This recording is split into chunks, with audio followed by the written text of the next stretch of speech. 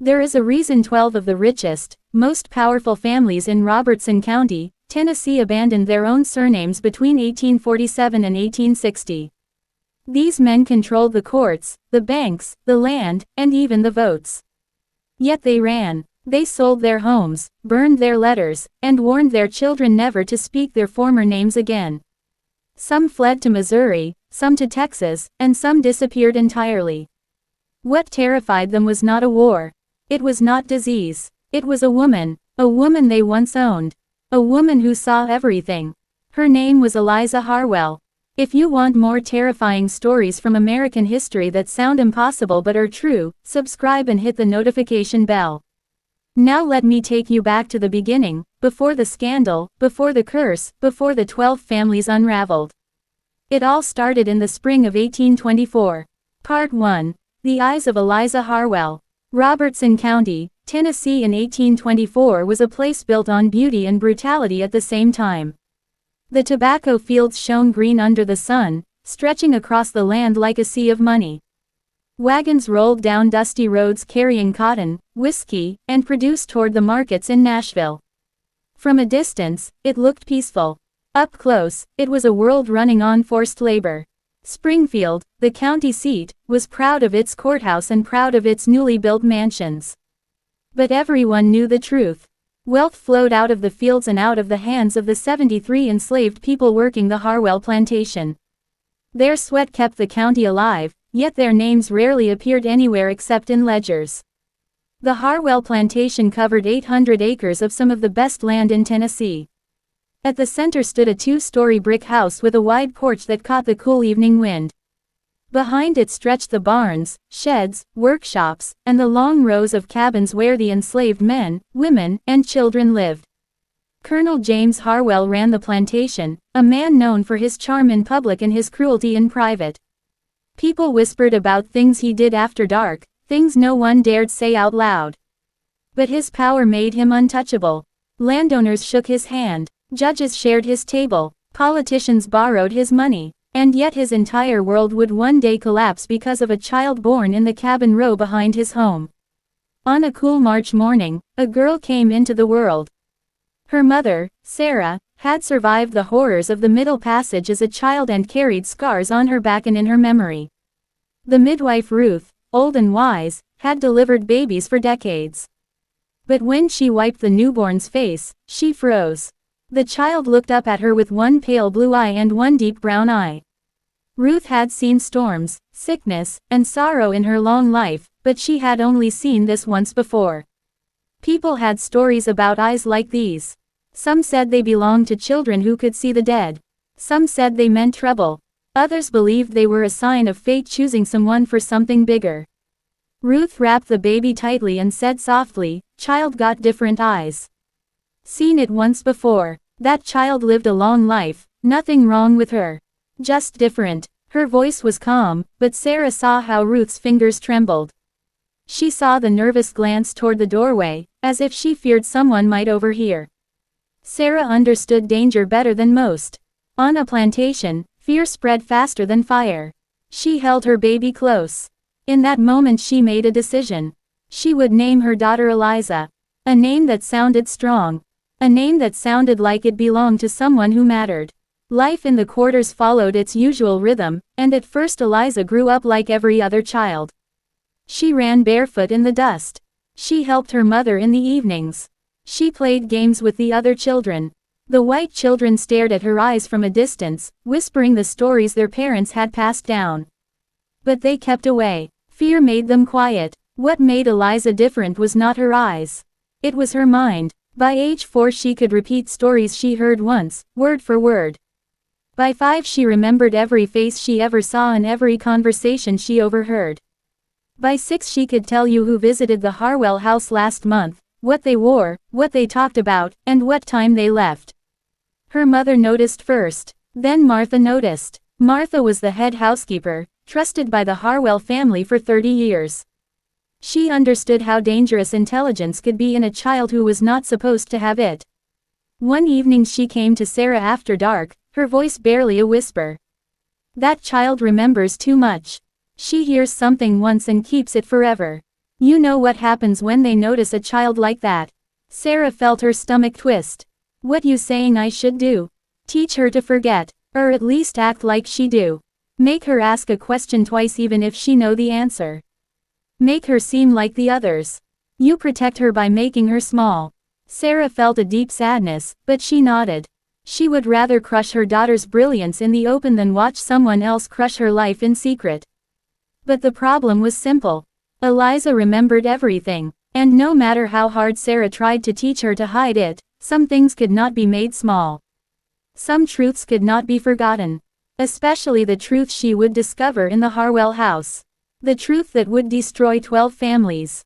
The truth that would one day send powerful men running from their own names. In 1824, no one knew what Eliza had already begun to see. And no one imagined what she would grow up to do with that knowledge. If you want part 2, say, continue part 2, and I will write the next 1,000-word chapter. Part 2. The Night Secrets Grew Teeth. Engaging hook. There are moments in a person's life that feel small at the time but open the door to something terrible. Moments when the truth slips into a child's hands before she knows how heavy it really is. For most people, those moments fade. But for Eliza Harwell, they stayed. They sharpened themselves. And on a humid August night in 1830, the secrets she carried started to grow teeth. That evening the Harwell plantation glowed with candlelight as if preparing for a celebration. 11 carriages rolled up the long dirt road one by one. The wheels stirred the hot summer dust until it hung in the air like smoke. Inside the big house, the finest china had been placed on the long table and the silver shone under tall standing lamps. The room smelled of roasted pork, fresh bread and bourbon. The men who entered the dining room were the most powerful men in Robertson County. Landowners with thousands of acres. Bankers who controlled loans. Judges whose decisions shaped every life in Middle Tennessee. And at the head of the table sat Colonel James Harwell, the man who owned the land and the people who worked it. Eliza was only 6 years old, small enough to slip between chairs without being noticed. Martha, the head housekeeper, had carefully placed her in the dining room that night. Martha understood that a silent child was as invisible to these men as the chair legs they rested their boots on. She also understood how dangerous it was that Eliza remembered everything she heard. The men drank freely. Their voices rose. The room filled with laughter that held no joy and stories that sounded more like warnings than entertainment. And Eliza, pouring water into glasses with careful hands, heard every word. Edward Vance bragged loudly about a widow he had tricked into losing her home. Judge Thornton described with amusement how he had dismissed a case brought by a freedman trying to reclaim his own children. The man had walked miles to court, believing the law would protect him. But the judge's laughter told the truth. The law protected power, not people. Eliza moved slowly between chairs, not daring to breathe too loudly. She felt a coldness in her stomach even though the room was hot. Then she heard something that made her body freeze in place. The men began to speak about a woman named Grace Thornhill, a free black woman who owned a small but valuable farm just outside Springfield. She had inherited the land from her father and had worked it with skill and pride. These men wanted it. They spoke about her as if she were a problem to be removed.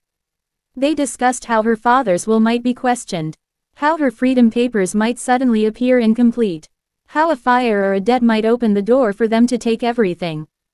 Colonel Harwell spoke in a calm voice. He said these things could resolve themselves if the right men applied the right kind of pressure. The others nodded in agreement. At that moment Eliza understood something terrible. Power was not a storm that struck without warning. It was a choice, a decision made by men who believed they could shape the world to their liking and leave destruction behind them. 2 months later, on a cold night in October, flames lit the sky above Grace Thornhill's farm. The fire burned so fast and so bright that neighbors saw the glow from miles away. By the time they reached the farm, the house had collapsed. Grace was gone. Her land was auctioned. Her supposed debts appeared in court records within days. The judge approved them without hesitation. Edward Vance purchased the property for less than half its value. The local newspaper wrote a small note about a tragic fire. No questions, no suspicions, no truth. But Eliza remembered everything. Every word spoken, every name, every plan, every laugh that followed the destruction of a woman who thought she was safe. Her mother Sarah noticed the way Eliza went quiet after the fire. She noticed how her daughter's mismatched eyes seemed filled with something older than childhood. But she did not yet understand what Eliza had heard that night or how deeply it would shape her. From that moment forward, Eliza carried a truth heavier than anything a child should hold. She learned that people in power believed she could not understand them. She learned that they saw her as a tool, a shadow, a thing. And she learned how wrong they were. The years moved forward, seasons passed, tobacco fields rose green and fell brown. Babies were born, old people died, and all the while Eliza grew. Her memory sharpened, her understanding deepened. She listened when merchants visited the Harwell home. She listened when the colonel met with judges. She listened when politicians whispered about votes and favors. She listened to everything and forgot nothing. When Martha lay dying in the winter of 1833, she called Eliza to her side. Frost covered the ground. The river was frozen solid. The air inside the cabin felt thin and sharp. Martha whispered that Eliza had a gift. A dangerous one. She told her to be careful. To be smart enough to survive. To learn when to speak and when not to speak. To understand that the right truth told at the wrong moment could get a person killed. Eliza held Martha's hand as the old woman took her final breath. She promised she would be careful. She promised she would survive. When Martha died, the balance of the household changed. Without her protection, Eliza was more exposed. Her eyes made her noticeable. Her memory made her unsettling. People began to whisper. Some stepped away when she passed. Others stared at her as if afraid she could see straight through them. And maybe she could. From 1830 to 1838 she watched everything. She listened to every secret spoken in the big house. She learned who cheated who threatened whose debts were real and whose were invented. She learned which men feared exposure and which men hid crimes behind fine clothing and polished boots. She did not yet know what she would do with the truth she carried. But the truth knew what it would one day do with them. And in the dark corners of the Harwell plantation, something began to move beneath the surface of everyday life.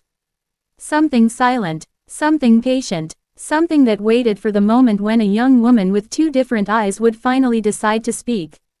Part 3, The Ledger of Secrets. Engaging hook. People feared the dark woods, the empty roads, and the silent fields of Robertson County. But the real danger did not hide in the night. It sat inside bright rooms filled with polished tables and laughing men. Rooms where the curtains were always closed and the doors always locked. Rooms where a girl who was never meant to be heard remembered everything she heard. And those memories had begun to grow teeth. Part 3. By 1835, the plantation had changed in a quiet and dangerous way. Colonel Harwell no longer sent Eliza only to serve tea or carry papers. He began placing her in rooms where powerful men talked. At first it seemed like an accident. Then it became a habit. Finally it became a strategy he never admitted out loud. Eliza understood exactly what he was doing. He had discovered her ability by accident. One evening, during a small gathering, he asked her a question in front of his guests. He expected only obedience. Instead, she repeated something Judge Thornton had said 2 weeks before, repeating the exact words, the exact tone, the exact legal references. Every sentence came out perfectly, the way she had heard it. The room had fallen silent. Then the men laughed, amazed by what they believed was a strange trick. A novelty, a rare toy. They never imagined that the quiet young woman beside the table was not simply remembering their words. She was arranging them, building connections, storing them as carefully as if she were keeping accounts in a giant mental ledger. And that ledger was filling with dangerous information. Colonel Harwell enjoyed showing her off. He asked her to repeat conversations he assumed she could not possibly remember. She always could. When his guests expressed surprise, he smiled proudly. He acted as if he owned something unique and useful, like a fine horse or a rare instrument. But what he did not understand was that Eliza was listening far more deeply than he knew. She began noticing the patterns in what these men said and what they refused to say. She listened to the way they spoke of property, debt, and the lives of families as if every person in the county existed to feed their power. She kept track of the cases the judge decided long before anyone stepped into the courthouse. She memorized which deeds had been quietly altered, which wills had been shaped with pressure, which marriages were arranged for land rather than love. Most importantly, she learned the names of 12 men who believed themselves untouchable. They called themselves the Springfield Association, though they never wrote that name on paper. It lived only in their conversations. It was a quiet agreement between men who controlled everything that happened in Robertson County. Eliza learned each of their roles by simply being present while they spoke. Colonel Harwell, the magistrate, hosted them and used his legal influence to smooth their schemes. Judge Thornton made sure their court cases always turned out right. Edward Vance hunted for land that could be taken from struggling families. Robert Killebrew used political connections in Nashville to secure special advantages before anyone else knew they existed. Samuel Batson controlled half the county's cotton. William Greer controlled the land office. Thomas Whitley kept small farmers trapped in debt. Jefferson Cunningham decided who could take out a loan and who would lose everything. Henry Cartwright controlled tobacco prices, and therefore controlled the lives of every tobacco farmer. Daniel Yachtman held political power in Nashville. Marcus Pettiford shaped the law for them, bending every dispute in their favor. Alexander Darden managed the auction house where enslaved people were sold like objects. Together these 12 men ruled the county. They ruined farmers without ever lifting a hand. They destroyed families with a smile, using laws and debts and paperwork instead of knives. The most frightening thing was that they saw themselves as honorable men, pillars of the community, people who prayed on Sunday and walked proudly through Springfield as if the land itself belonged to them. They believed that the people who worked around them and served them could not understand their plans. They believed that those same people had no memories worth trusting. That was their mistake. Eliza remembered everything. In 1838, Colonel Harwell changed again. His confidence grew, along with his greed. He no longer wanted Eliza only to repeat old conversations. He began asking her questions to gain advantage over the same men he called his friends. He wanted to know exactly what Killebrew said about a boundary dispute. He wanted to know how much money Whitley claimed to have lent. He wanted to know which properties Vance wanted before Vance could buy them. He had started using Eliza to sharpen his power. To get ahead of the men he wore smiles for. He began to believe that no one could outmaneuver him because he had something they did not. A perfect memory at his command. But Eliza had begun to understand something even more important. She was valuable, not for her labor, not for her obedience. She was valuable because she knew every secret these men tried to bury. Every lie they told, every scheme they formed, every betrayal whispered in quiet rooms. And with value came danger. Because the more she remembered, the more she understood the frightening truth. She did not simply hold their secrets. She held their power. She held the very thing they feared losing. And if they ever realized just how much she knew, her life would be in more danger than she could ever imagine. One evening, as rain beat against the windows and the lamps flickered, Eliza stood in the hallway outside the study. The 12 men were inside, arguing in low voices. Something had changed. Something had gone wrong in their quiet empire. A name was spoken, a plan was whispered, and Eliza realized for the first time that she was not just a witness to their world. She was now a threat to it. And in Robertson County, threats did not survive long. Part 4 would begin with the moment the Springfield Association first noticed something unusual about her. And once suspicion began, no secret was safe. Part 4, the first suspicion. Engaging hook. Powerful men are most dangerous when they begin to feel afraid. And fear often begins with something small. A word repeated too perfectly. A detail remembered too easily. A quiet girl standing too still near a door that should have been closed. The Springfield Association had ruled Robertson County for years without challenge. But their first taste of fear came from someone they never thought to fear at all. A young woman who remembered everything. They tried to forget. Part 4. The change began on a warm night in late spring of 1838. The air was thick and heavy. The lamps burned low inside the study where the Springfield Association had gathered. Eliza stood in her usual place near the wall, holding a tray and pretending not to listen. The men talked freely as always, believing she held no understanding of their words. But this time, something felt different. Colonel Harwell was restless. He asked more questions than usual. His voice carried a sharp edge, sharper than the other men cared to tolerate. The association was built on a fragile balance of greed and dignity. Harwell was tipping that balance. Judge Thornton leaned back in his chair and said, half joking and half irritated, that Harwell had been making unusual decisions. He refused to approve a certain land transfer. He changed terms of another agreement without warning. He hesitated to support a foreclosure that the group had planned for months. Thornton said he did not like surprises. The other men murmured in agreement. Eliza felt Harwell's eyes flick toward her for a moment. She knew why. The answers to their suspicions rested in her memory. He had been using her for months to learn things he was not meant to know. He believed no one would ever guess his secret. But powerful men rarely miss threats forever. The first crack appeared when Edward Vance mentioned a conversation he had weeks before. He claimed he never spoke of a particular property. But Harwell challenged him confidently. He quoted the exact words Vance had used. The exact phrasing. The exact number of acres. The exact buyer Vance hoped to trick. The room fell silent. Vance stared at Harwell with surprise and a hint of anger. Harwell realized he had said too much. He had forgotten to hide the fact that someone had fed him that information. Someone who should have been invisible.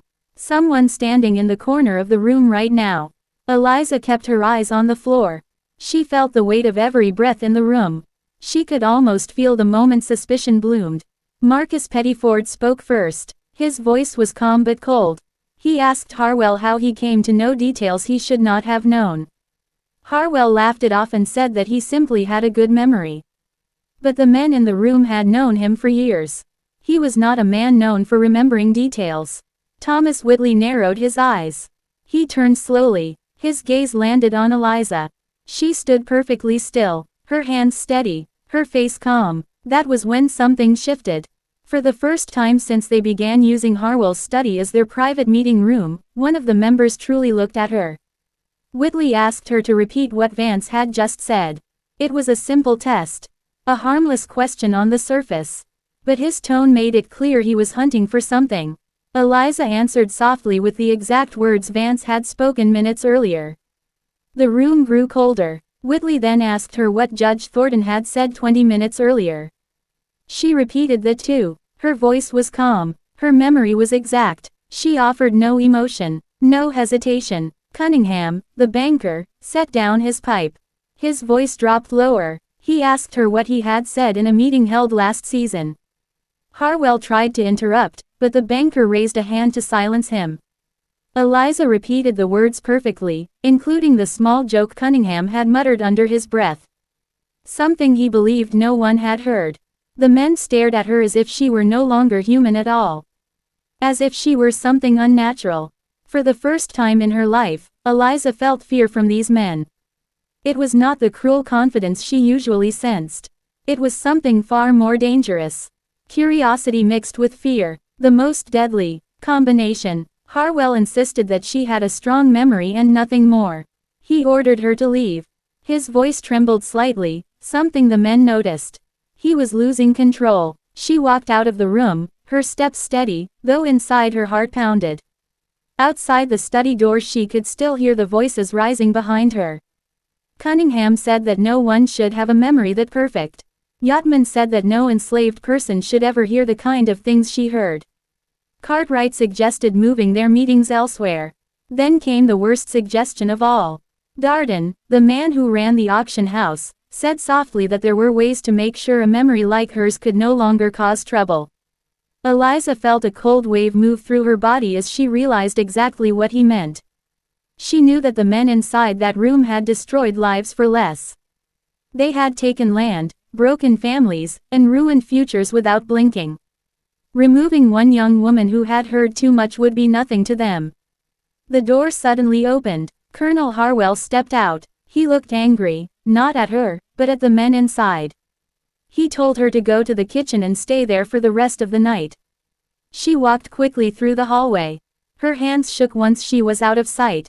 She knew her value had shifted in a terrifying way. She was no longer simply useful.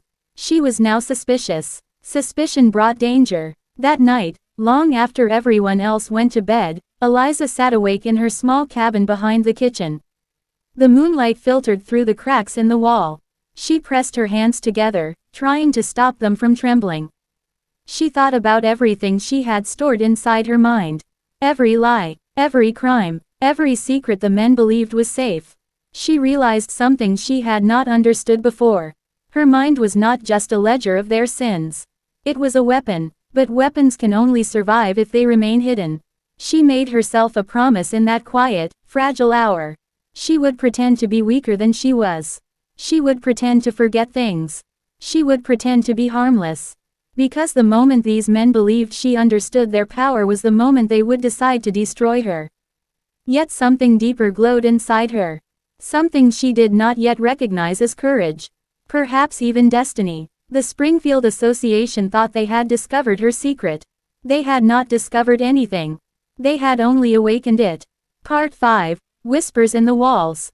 Engaging hook. The most dangerous storms do not arrive with thunder. They arrive in silence. A quiet look shared between powerful men. A question asked too gently. A door left slightly open when it was always closed before. Eliza had survived the first spark of suspicion, but the Springfield Association did not forget easily. And fear, once born, grows quickly. Soon the walls of the Harwell plantation would carry whispers meant to trap her. Whispers she was never supposed to hear. But she did. Part 5. The morning after the meeting, the plantation felt different. The air itself seemed heavier. The workers moved quietly, unsure why the usual routines felt so tense. The kitchen, normally full of noise, remained strangely silent. Even the birds outside the windows seemed cautious. Eliza felt eyes on her through the entire morning. She sensed glances that lasted a little too long. She heard footsteps pause when she walked by. She understood the reason. The Springfield Association had left the house late the night before. They had left with fear in their eyes. And men like them never let fear rest. By mid-morning, Colonel Harwell summoned her to the main house. She walked with calm steps, though her heart beat fast. He stood in the hall near the staircase, his face tight with worry. He did not shout. He did not speak cruelly. Instead his voice was low, almost pleading. He told her she must be careful. He told her that some of the men did not trust her. He said she should not repeat anything too perfectly for a while. He tried to make it sound like advice, but Eliza heard the truth hidden beneath his words. He was warning her because he feared that anything that happened to her might be traced back to him. She nodded quietly. She said she understood, but deep inside she knew the situation was much more dangerous than Harwell realized. That night, the first true sign of danger came. Eliza was carrying linens through the upstairs hallway when she heard voices inside the study. The door was slightly open. This was unusual. The men always kept the door fully closed when they discussed private matters. She stepped silently past the door, not slowing her pace, but her ears caught everything. Two men were inside. She recognized their voices immediately. It was Marcus Pettiford and Henry Cartwright. They spoke quietly, but every word was sharp. Pettiford said Harwell was becoming reckless. Cartwright said the girl was too unusual to be harmless. Pettiford asked what they should do. Cartwright suggested that she should be moved off the plantation. He said the auction house always had ways of dealing with special cases. Eliza kept walking as if she heard nothing. She went down the stairs slowly so the boards would not creak. She felt a chill inside her chest. A cold, creeping fear that moved deeper with every heartbeat. She realized something important. The men were not only suspicious. They were planning. The next day, Eliza began to notice more signs. Whitley watched her with a thoughtful expression. Vance pretended not to look at her, yet his eyes followed her movements. Even Judge Thornton, who normally ignored everything outside his legal papers, paused to study her when she passed. She stayed careful. She kept her eyes low. She pretended not to remember things perfectly. When someone asked her a question, she answered slowly, as if searching her mind. She knew this performance might save her life. But fear had already started its slow crawl through the association. Fear never moved backwards. It only grew. One evening, Eliza was assigned to deliver tea to Harwell's private parlor. As she approached the door, she heard another set of voices inside. This time she recognized Harwell along with Jefferson Cunningham, the banker. Cunningham's voice was quiet and cold, like a blade being polished. He warned Harwell that the association did not take kindly to secrets. He said Harwell had caused trouble by giving a girl too much access. He said that the others were talking about possible solutions. Harwell tried to defend Eliza, saying she was loyal, that she understood nothing beyond what she was told, that she was only a tool. Cunningham did not believe him. He suggested that Harwell prove his loyalty to the association by letting them remove the problem quietly. He said it would protect Harwell in the long run. Eliza stood frozen outside the door, her heart pounding so hard she was sure they could hear it. The tray in her hands trembled slightly. She forced herself to breathe slowly. If she made a sound, she would be lost. Cunningham left the room soon after. Eliza quickly stepped back and pretended to approach from a distance. Harwell let her in, unaware that she had heard every word. His face was pale. His hands shook slightly. He knew he was losing control of the situation. He knew that the 12 men he once welcomed as equals had begun to circle around him like wolves. Later that night, Eliza returned to her small cabin. She sat on her bed and stared at the wall. The shadows moved with the lantern light. She felt as if they whispered to her, reminding her of everything she had heard. She realized something she had not wanted to admit. Harwell could not protect her. The Springfield Association would not rest until their fear disappeared. And the only way to erase their fear was to erase her. She stayed awake long after midnight. The night was quiet except for the soft chirping of crickets. She closed her eyes and tried to calm herself, but memories filled her mind instead. Every secret, every plan, every lie, every whispered threat. Her memory had once been a gift. Then it became a weapon. Now it had become a curse. Yet even in her fear, something new began to form inside her. A thought she had never dared to think before. A question that felt dangerous just to imagine. What if the power she carried in her mind could be turned against the men who wanted to destroy her? The thought felt impossible, even foolish, yet it sparked something deep and electric. Something like courage, something like fate. She opened her eyes again. The shadows on the wall seemed to shift. It was almost as if the walls themselves were warning her. The men were planning. They were watching. They were searching for a moment when she would be alone and unprotected. She touched the side of her head gently. Every memory she had stored now felt like a living thing. A force waiting to be used. The Springfield Association believed they controlled the county. They believed no one could ever challenge them. They believed she was only a silent girl in the corner of the room. But they had misunderstood everything. She was not in the corner. She was in the center. And in the dark months that followed, the fear they felt in that room would slowly turn into something far worse. Because Eliza was no longer just remembering. She was preparing. If you're ready, I can create part 6 next. Part 6, the room no one should have entered. Engaging hook. Sometimes horror does not come from ghosts in the shadows. Sometimes horror comes from truth. A truth so powerful that people will kill to bury it. The Springfield Association had begun to fear Eliza's memory. But fear in powerful men is never quiet. It spreads. It sharpens. And soon it would lead Eliza toward a room in the Harwell plantation where secrets lived like trapped spirits. A room she had never entered before. A room she was not meant to survive. Part 6. The weeks after the association meeting moved slowly, each day stretched thin with tension. Eliza felt the change in the air. The house, which once hummed with the rhythm of work and routine, had become a place of soft footsteps, whispered conversations and careful eyes that followed her everywhere. Colonel Harwell tried to act normal around her, but his face showed the truth. He was frightened, not of her, but of what the other men were planning. Men like Thornton and Vance did not lose sleep over guilt. They lost sleep over threats. And they had decided that she was one. At night Eliza often lay awake listening to distant sounds outside her cabin. Leaves moving when there was no wind. A twig snapping beneath a heavy boot. A horse snorting in a place where horses were never tied. She knew she was being watched. One morning, Martha's old friend Ruth, who worked in the laundry room, pulled Eliza aside with shaking hands.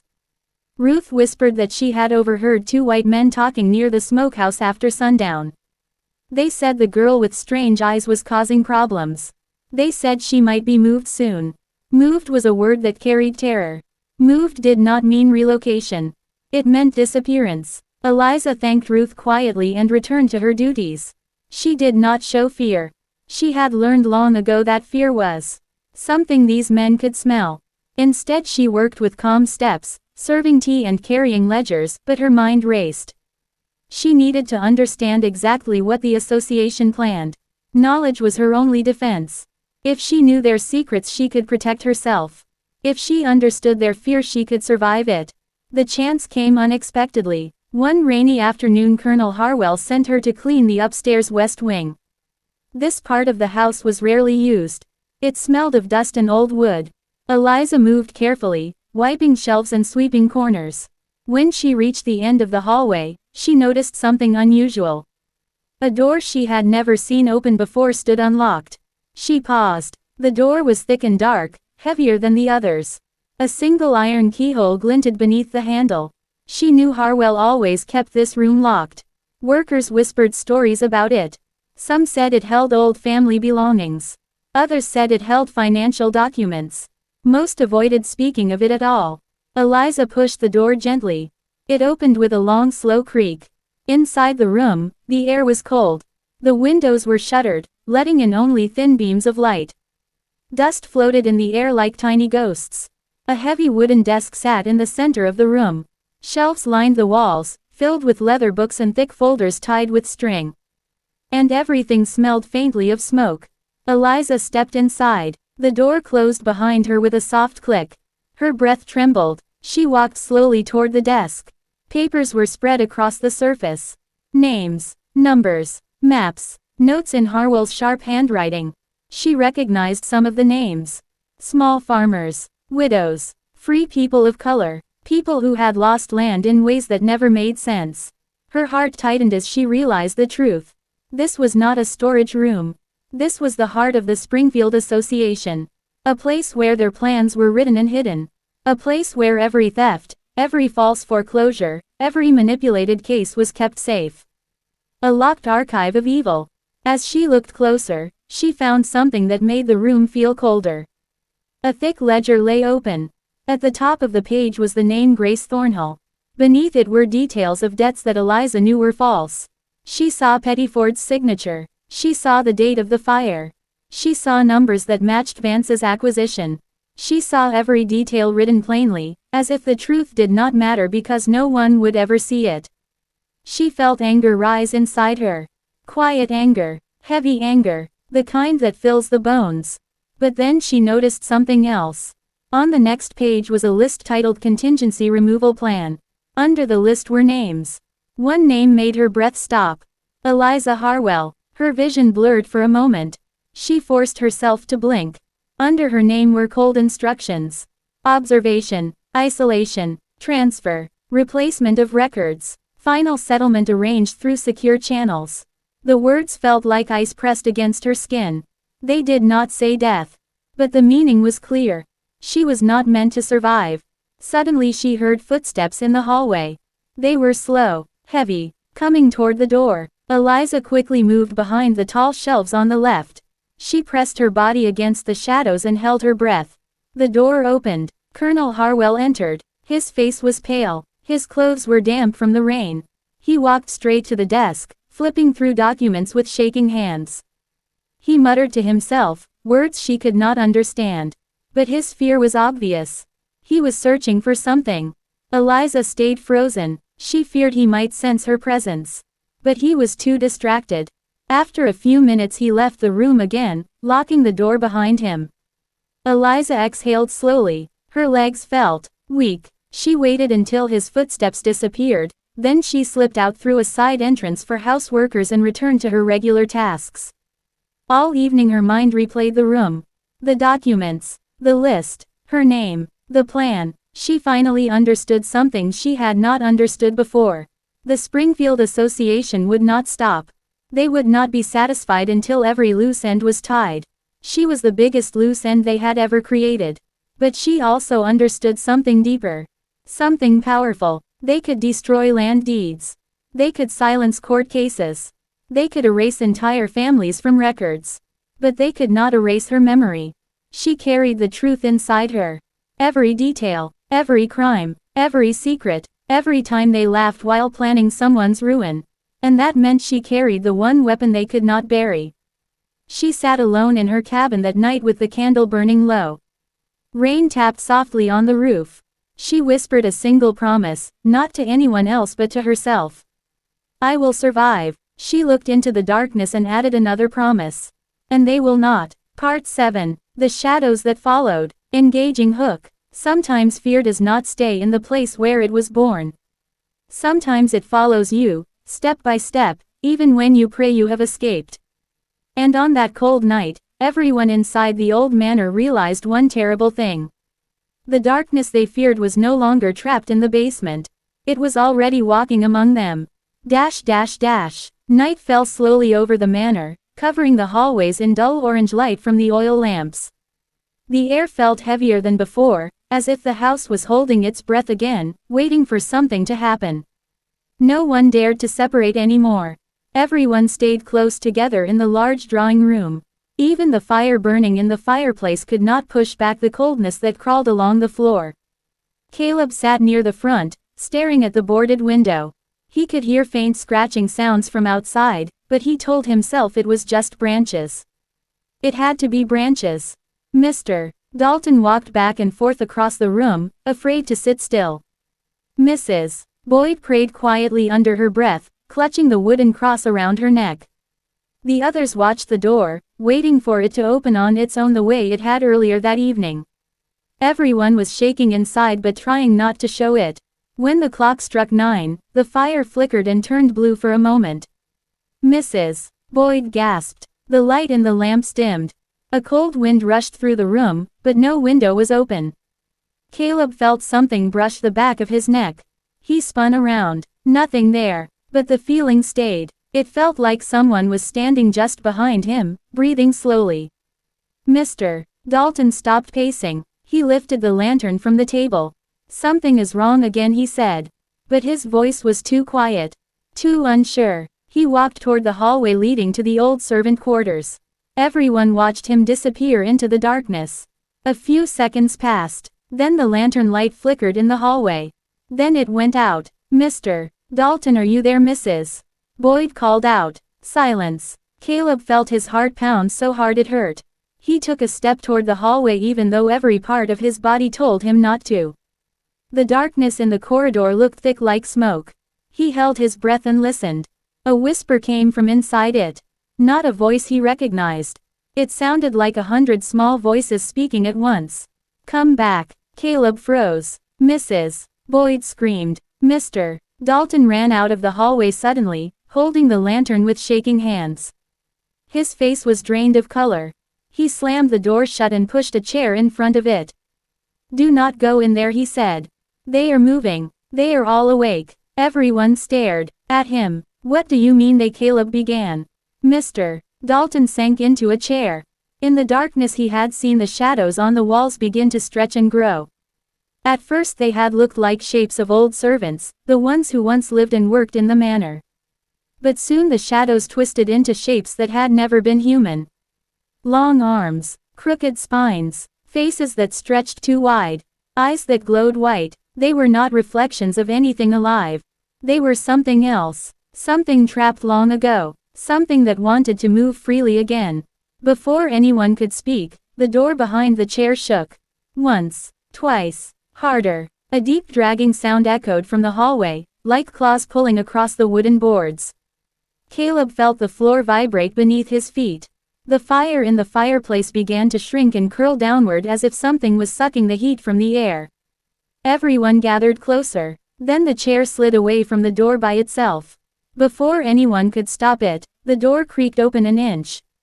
Cold air spilled out. Caleb held his breath. For a moment, nothing moved. Then a shadow stepped into the room. It did not walk. It floated like black smoke. Its shape was tall but thin, as if a person had been stretched too far. Its face was dark and smooth except for two bright white eyes that did not blink. Mrs. Boyd fainted instantly. The others backed into a corner. Caleb stood frozen. The shadow moved toward him. Its feet did not touch the ground. Its long fingers curled slowly toward his face. Caleb whispered a prayer. The shadow stopped just inches away from him. Then it bent forward. And it spoke. You cannot undo what was done. The voice sounded like wind through a graveyard. Cold, dry, hungry. Mr. Dalton forced himself to step forward. Leave the boy alone, he shouted. His voice cracked but he stood tall. The shadow turned toward him. Mr. Dalton lifted the lantern. The small flame inside flickered brightly. For a moment, the shadow backed away as if the light burned it. Mr. Dalton stepped forward again, courage rising in him. But then the flame inside the lantern suddenly died. The room fell into darkness. Everything went silent except the sound of breathing. Then the lamps flickered back on. The shadow was gone, but on the wall behind Caleb, a new shadow had appeared. It was shaped exactly like him but its head was turned in the wrong direction. Its arms were longer, its fingers were pointed, and it was smiling even though Caleb was not. Everyone stared at it. Caleb stepped away but the shadow did not follow. It stayed in place, smiling wider and wider. Mrs. Boyd whispered, the house marked him. It wants him now. Before anyone could understand what that meant, the entire manor groaned.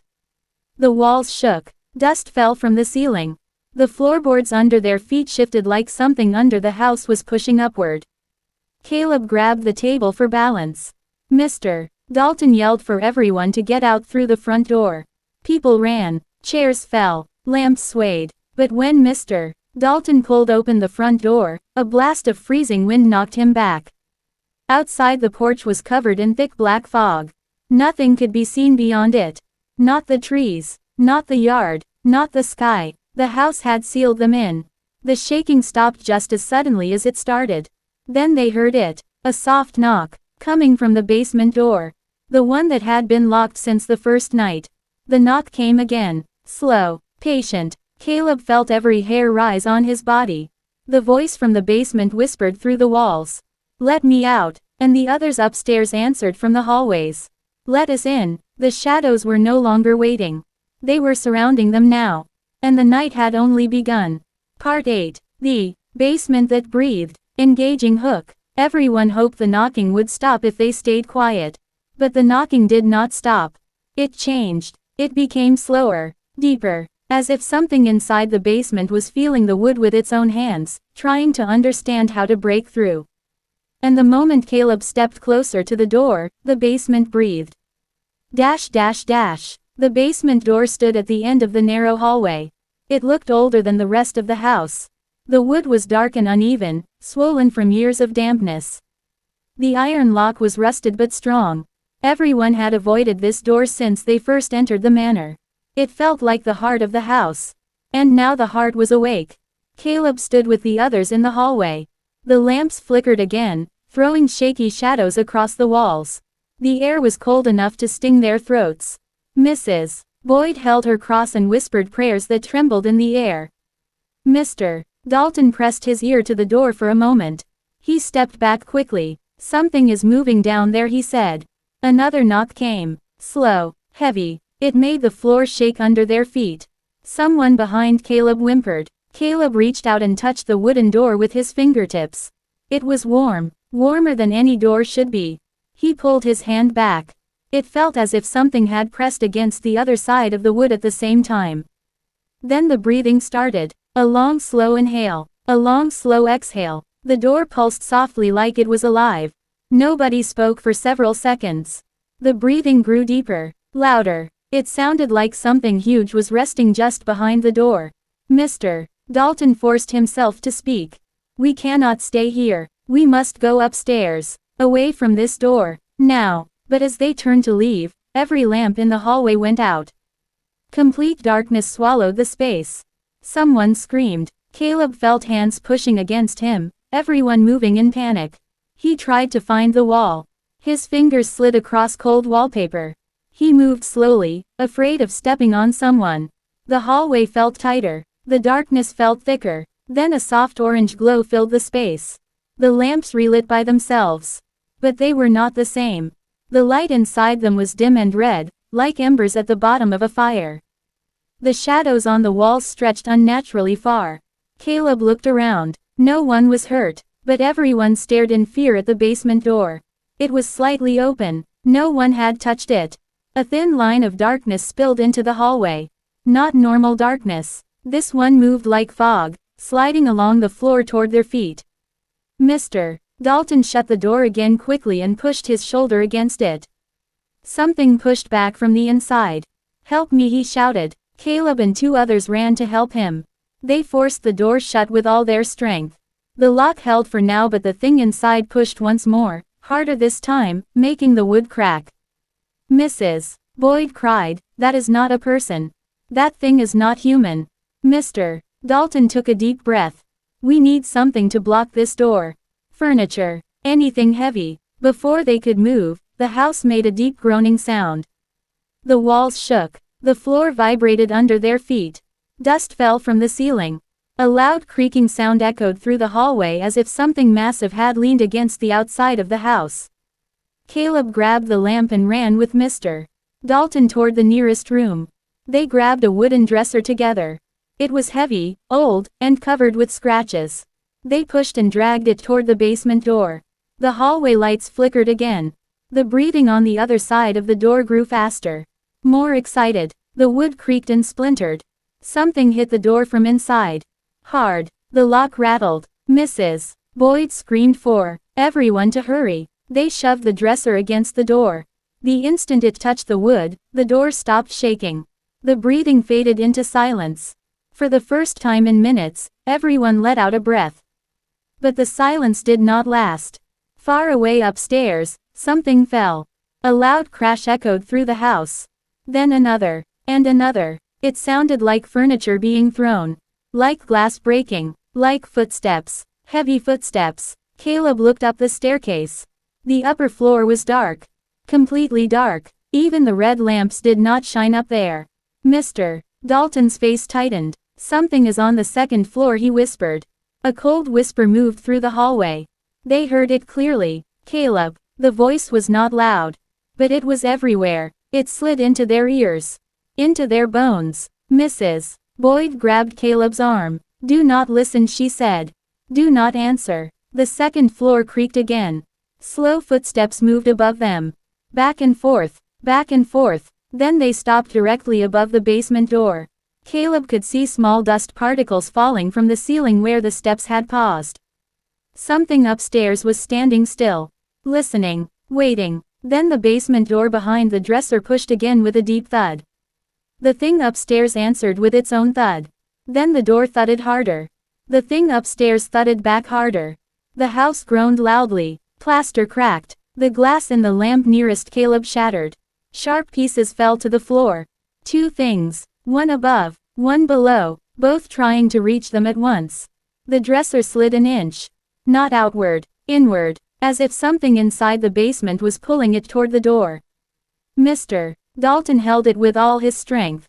But the sliding continued slowly. Caleb grabbed it too. His arms burned. The others ran to help. Still the dresser dragged slowly toward the door. Inch by inch. The voice came again. "Caleb, let me out." He squeezed his eyes shut. "No," he whispered. Then everything stopped. The dresser froze. The footsteps above went silent. The air turned cold again. Caleb opened his eyes. Something was standing at the end of the hallway. Tall, dark, thin like a shadow that refused to fade. Its eyes glowed the same white as the shadow from the previous night. It raised its finger and pointed at him. Caleb felt the ground tremble. Behind him the basement door cracked loudly. The shadow took one slow step forward. Caleb realized the terrible truth. The house did not want to keep the things in the basement away from them. It wanted to push all of them into the basement. Part 9. When the house decided. Engaging Hook. The house no longer waited for them to make a mistake. It had made its choice. It wanted them inside the basement. Every hallway began to tilt. Every door opened on its own. Every shadow pointed in the same direction. And when Caleb realized the house was guiding them like pieces on a board, it was already too late to turn back. The shadow at the end of the hallway took another long slow step forward. Its glowing white eyes fixed on Caleb. The others froze behind him. Nobody dared breathe. The air around them felt thick like hot syrup. Each lamp flickered with a deep red glow that made the shadow stretch across the floor like a long black river. Caleb forced himself to take one step back. His foot slid on the cracked floorboard. The basement door behind him groaned. The dresser shook. Something inside the basement pressed harder than before, making the wood ripple like soft clay. Caleb whispered to Mr. Dalton without looking away from the shadow. "Do not let that door open. No matter what happens." Mr. Dalton nodded, but Caleb could see the fear in his shaking hands. The others stood around him, holding the dresser with their whole bodies. Pressed against it. But the house had changed. It no longer felt like a broken old place filled with strange sounds. It felt like a living creature that had decided what it wanted. The shadow took another step. Its movement was slow and smooth, as if its feet never truly touched the ground. When it reached the middle of the hallway, the lamps above hissed and then went dark one by one. Only the farthest lamp stayed lit, glowing like a dying coal. In the dim light, Caleb could see that the shadow's shape was not stable. Its edges rippled, its shoulders rose and fell like waves. Sometimes it looked tall, sometimes thin, sometimes wide, as if many shapes lived inside it and were trying to step out. "Mrs. Boyd whispered, "It is not alone. There is more inside it." Then the house gave a low cracking sound. A long deep sound that made the walls shake.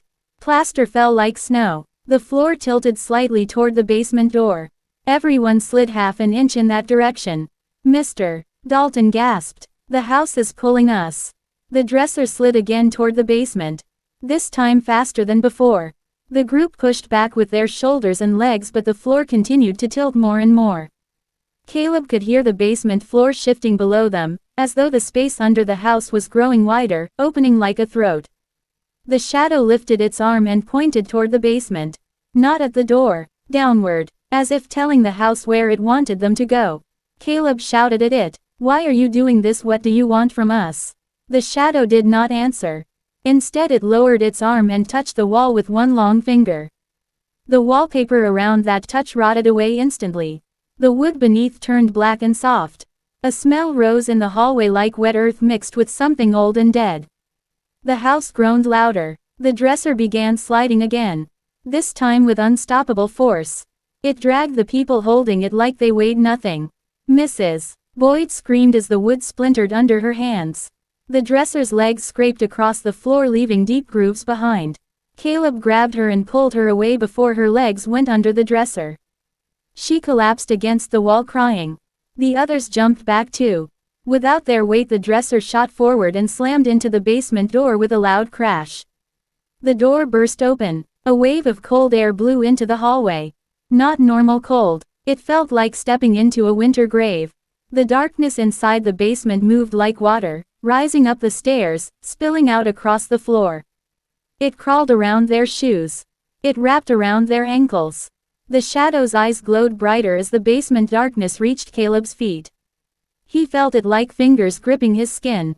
Not painful, but strong. Mr. Dalton grabbed Caleb's arm. "You must run. Now." Caleb tried to pull away, but the floor suddenly tilted even more. Not slightly. It shifted sharply downward. Everyone fell. They slid toward the stairs like dolls dropped on a slope. Caleb clawed at the wall. His fingers scraped across old wallpaper that tore off in long strips. He grabbed a wooden beam and held on.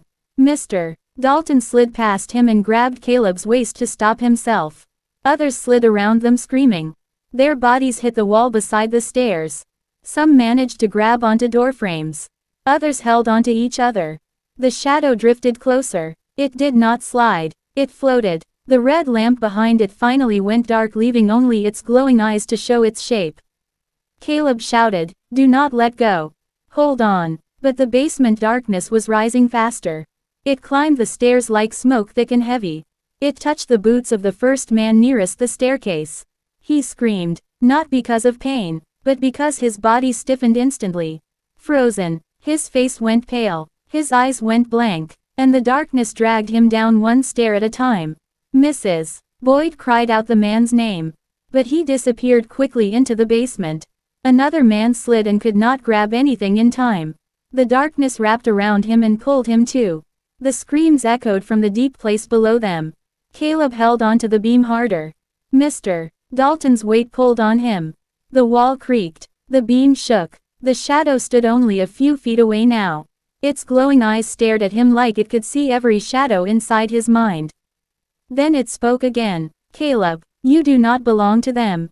Come to me. The voice was calm, gentle, as if it had known him for years. Caleb shook his head. No, he whispered. No, I will not. The house made another terrible groaning sound. The beam Caleb held cracked. His fingers slipped. The basement darkness reached his boots and wrapped around them. Mr. Dalton shouted, Caleb, hold on. But the floor tilted again. Harder. The wall shifted. The beam snapped. Caleb slid forward. The darkness climbed his legs like thick tar. He grabbed at the floor. His nails tore. He slid another foot toward the stairs. Mr. Dalton grabbed his arm again. Their fingers locked. Caleb felt the darkness pulling him like a current. Mr. Dalton shouted, I will not let you go. But something in the darkness jerked Caleb downward so hard that Mr. Dalton lost his grip. Caleb slid into the basement stairwell. The darkness swallowed him completely. If you want part 10 final part, just tell me and I will write it exactly like this. Part 10, The Reckoning of Robertson County. Engaging hook. By the time the truth came, nobody expected it. The 12 families who had ruled Robertson County for decades had grown rich, confident, untouchable. But one woman, born with mismatched eyes and a memory like fire, was about to dismantle everything. What she revealed would haunt the county forever. Eliza Harwell stepped into Springfield that morning with a quiet purpose. The autumn sun touched the rooftops of the courthouse and the merchants' shops, but she hardly noticed the light. Her mind replayed every detail she had recorded for years: the contracts, the forged deeds, the court rulings, the secret arrangements, every conversation she had overheard while pretending to serve. She carried no weapon. She needed no threat. Her knowledge was enough. She began with the smallest offices first. The county clerk's office, the records room, the courthouse vault. Each visit was careful, deliberate. She didn't steal or destroy anything. She only made copies of ledgers, took careful notes on ink and signatures, and memorized details that could not be explained. By noon she had evidence of manipulated land transfers, falsified wills, and coordinated foreclosure schemes that involved every single member of what had been called the Springfield Association. Word began to spread in whispers that Eliza Harwell had returned to Springfield after years away. People remembered the child with mismatched eyes, the quiet girl who saw everything and said nothing. Nobody had seen her as an adult. And yet here she was, walking the streets with calm authority. Farmers and townspeople watched as she approached each office, confident but unobtrusive. By late afternoon, Eliza moved to confront the families themselves. She knew where they lived, where they conducted business, where their reputations were most vulnerable. She didn't shout accusations. She didn't storm through doors. She waited until the wealthiest men of the county were gathered in Colonel Harwell's old estate, the house that had once held her as a servant child. She opened the door with the key she had found hidden years ago, a key that had never been used in decades. The men looked up, startled to see her standing tall, her eyes unflinching. For a moment, silence fell heavier than any conversation. Then Colonel Harwell's great-grandson spoke. "Who are you?" Eliza did not answer with words.